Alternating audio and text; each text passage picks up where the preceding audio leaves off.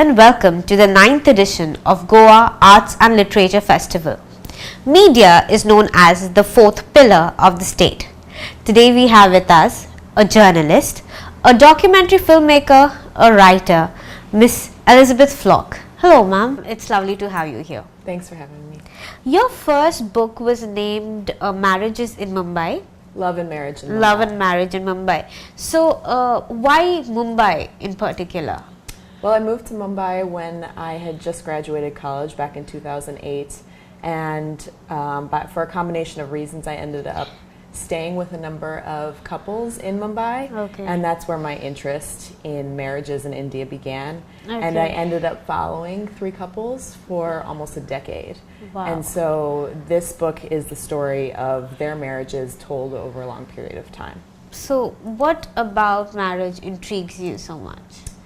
You know, I grew up with a lot of divorce in my family, and so I think I came to Mumbai with a lot of questions myself about why marriages work or fail. And I think I thought I could learn lessons here in India where the divorce rate is extremely low. I soon learned it's more complicated than that. Yeah. But that said, I think that in following these couples, I did learn lessons about love and marriage. So you have taken a lot of social issues, especially pertaining to sexual harassment. Is it difficult as a women journalist to do that? To cover those issues? Yeah. Yes, but I think I'm interested in gender issues in part because I'm a woman, but also because I see the job of being a journalist as telling the truth and showing people things that they might necessarily not want to see, whether it's about sexual harassment or poverty or what's going on in our prison system. So how is sexual harassment and poverty different in the US compared to India? I think the issues play out very differently. Some of the same issues exist. Obviously Me Too is happening in India and in the US in different ways. I think India's women have raised their voices about sexual harassment for years, whether it was Nirbhaya or long before that. So I think it'd be a mistake to say that it's the same. I think that some of the issues are the same, but the way people respond is different. You know, women are in a weird place right now. We are even gaining empowerment, yet the world is becoming more and more unsafe for us. So what do you have to say about that?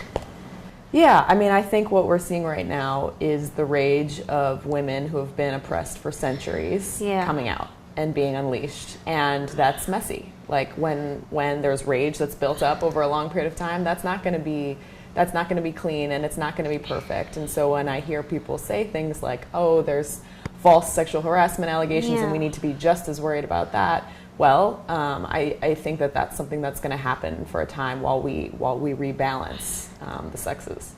Do you think that feminism is used very wrongly?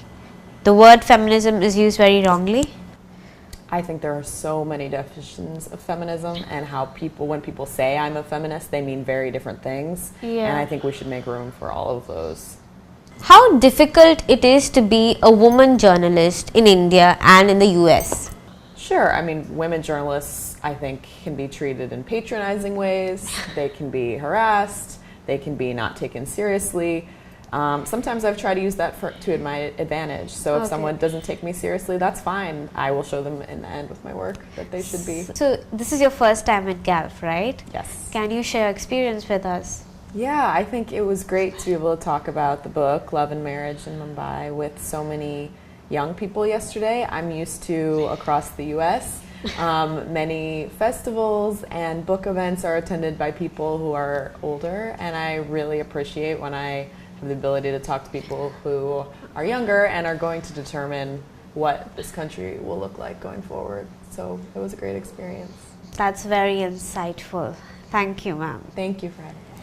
I was in conversation with Miss Elizabeth Flock at the 9th edition of Goa Arts and Literature Festival. Stay tuned for more updates.